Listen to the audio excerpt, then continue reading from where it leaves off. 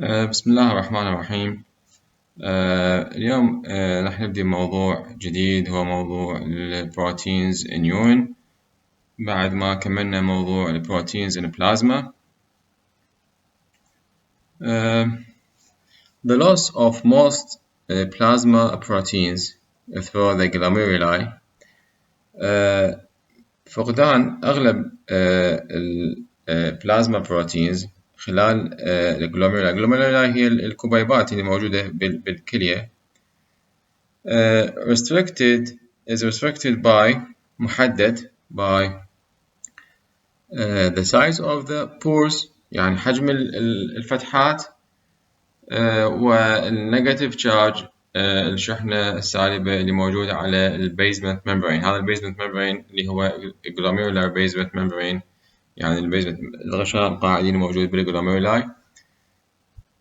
فهاي النيجاتيف تشارج الموجودة على البيزمنت ممبرين that repel negatively charged protein molecules. هاي الشحنة السالبة راح تطرد جزيئات البروتين اللي شحنتها سالبة. فإذا فقدان البلازما، أغلب البلازما بروتين خلال الجلوميرولاي محدد بالحجم الفتحات والنيجاتيف تشارج اللي موجودة بالبيزمنت ممبرين. Alteration of either of these factors by glomerular disease may allow albumin and larger proteins to enter the filtrate. فأي تغيرات تصير بأي من هذه العوامل اللي تكلمنا عليها، سواء size of the pores أو negative charge مال basement membrane، راح يؤدي إلى أنه الألبومين larger proteins، البروتينات الكبيرة to enter the filtrate. إذن أي disease، أي glomerular disease، أي disease يصيب الجلوميرولاي ويأثر على هذين العاملين، the size of the pores and the negative charge of the basement membrane، راح يسمح بالألبومين واللارجر بروتينز تدخل بالفلتريت. filtrate يعني هو اللي يترشح، السائل اللي يترشح من الجلوميرولاي واللي بعدين راح يكون اليورين. هذا فد فيجر توضيحي لجزء من الكلية يوضح به بس الجلوميرولاي، وحتى نوضح به الجلوميرولاي والتيوبيولز. فإذا تشوفون هنا هذه المنطقة اللي هي مكتوب عليها cortical glomerulus، هاي glomerulus وحده، والمجموع قلنا المجموع مال أكثر من glomerulus يسمونه glomeruli، وهذه موجودة تكون في منطقة يسمونها renal cortex. ومن الجلوميرولاي راح تبدي تطلع لتيوبيولز، أكو proximal convoluted tubules، وأكو يسمونها loop of Henle، و distal convoluted tubules، وأكو other tubules connecting collecting tubules. فإذا هذا مجرد بس توضيحي، مقطع توضيحي للجلوميرولس والتيوبيولز. هاي هنا مكبرة هذه الجلوميرولس. هنا unfiltered blood to glomerulus from the body، يعني يجي البلاد اللي ما مفلتر يطب للجلوميرولس ويطلع من عندها filtered blood from glomerulus to the body. والسائل اللي يترشح من الجلوميرولس يطب بالproximal convoluted tubules ويمشي بعد بالتيوبيولز الأخرى.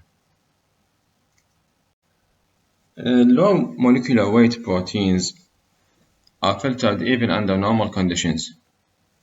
فإذا البروتينات اللي هي low molecular weight تتفلتر حتى في الظروف الطبيعية. Most are absorbed، الأغلبية تمتص و metabolized by tubular cells. tubular cells يعني الخلايا الموجودة في tubules اللي احنا تكلمنا عليها قبل قليل.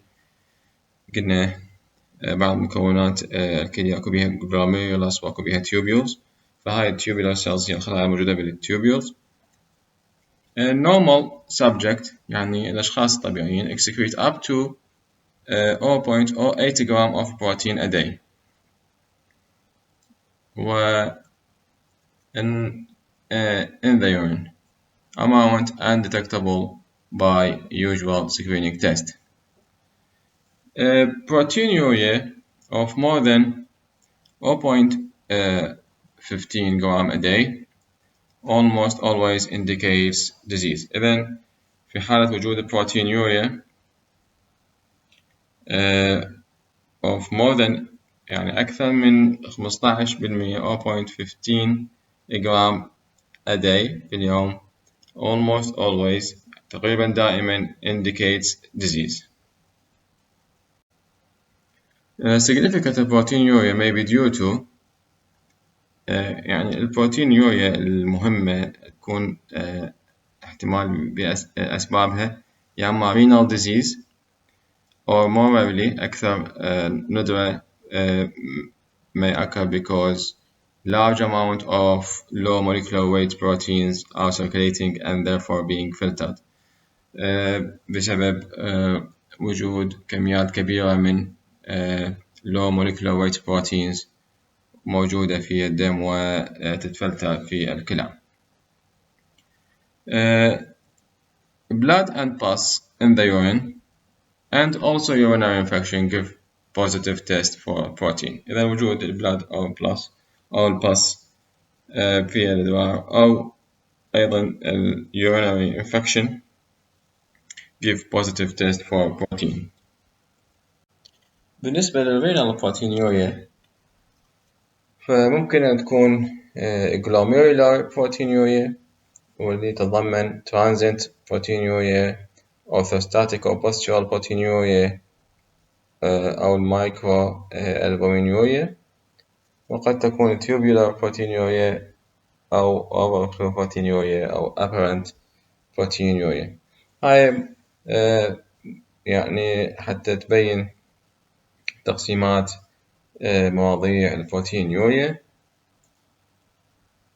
بالنسبة للجلوميرولار بروتينيوريا فهاي is due to increased glomerular permeability. إذن تحدث بسبب زيادة النفاذية في الجلوميرولار increased glomerular permeability as in nephrotic syndrome كما في حالة النفروتيك syndrome. Albumin is usually the predominant protein in the urine، وفي هذه الحالة يكون الألبومين هو عادة البروتين اللي أكثر في اليورين predominant protein in the urine. وهذه الجلوميرولار proteinuria قد تشمل transit proteinuria، وهذه transit proteinuria may be associated with physical exertion, trauma, cardiac failure يعني عجز القلب fever and other acute illness. هناك حالة تسمى Orthostatic أو postural proteinuria. بهذه الحالة أنه وضعية الجسم سواء وضع الأبرايت أو الوضع البرون المنبطح يأثر على نسبة البروتين بالأدوار. فproteinuria is usually more severe in upright than in prone position. تكون أكثر في حالة الأبرايت من في حالة البرون المنبطح. The term orthostatic or postural has been applied to proteinuria often severe which disappears at night. هاي نوع من proteinuria disappears تختفي at night.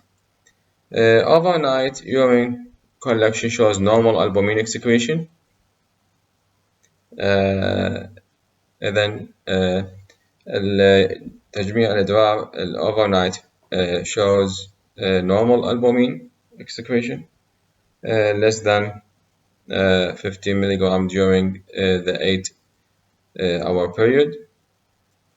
It appears to be glomerular in origin. ظهر أنه هذا سببه أو أصله يكون من الجلوميرولا and is most common in adolescent. يكون أكثر شيوعا في أعمار الadolescent and young adults, typically those who are tall and thin. It may be associated with severe low doses. وربما يكون له علاقة في حالات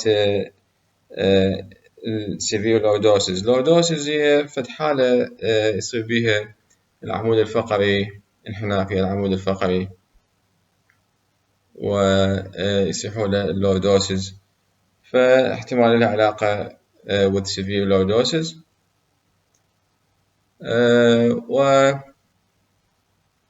Renal function is normal and the proteinuria is usually less than 1 gram per day. فإذا وظيفة الكلى normal the proteinuria is less than 1 gram per day. Although it is often harmless, evidence of renal disease may occur after some years.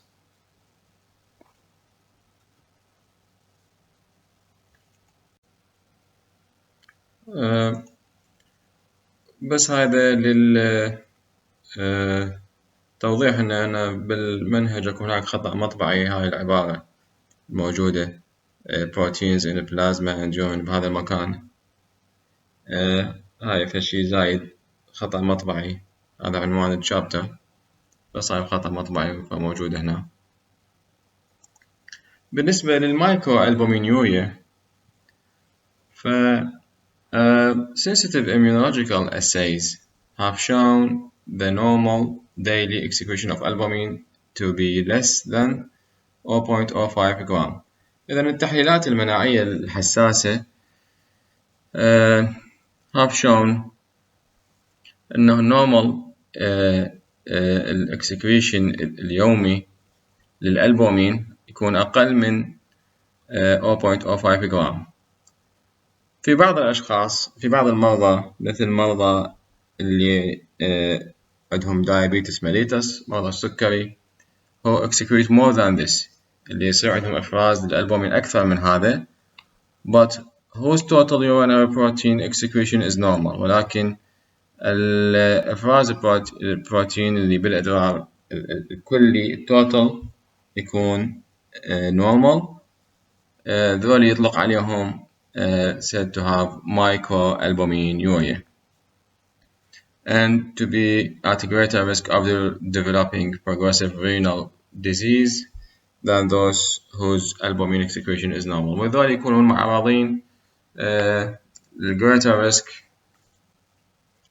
للdevelopment أنه يصير عندهم renal disease من الأشخاص اللي عندهم الألبومين excretion is normal. This can be assessed from the urinary albumin to creatinine ratio. The incidence of this complication may be reduced by optimization of glycemic control and also blood pressure using the angiotensin converting enzyme inhibitors. إذا حدوث هذه المضاعفات ممكن أنه تقلل بالسيطرة على السكري الجلايسيميك كنترول والبلاد بريشر وضغط الدم باستعمال أدوية الangiotensin converting enzyme inhibitors AC inhibitors. And microalbuminuria can also occur in other diseases such as inflammatory bowel disease or rheumatoid arthritis. إذن هذه المicroalbuminuria.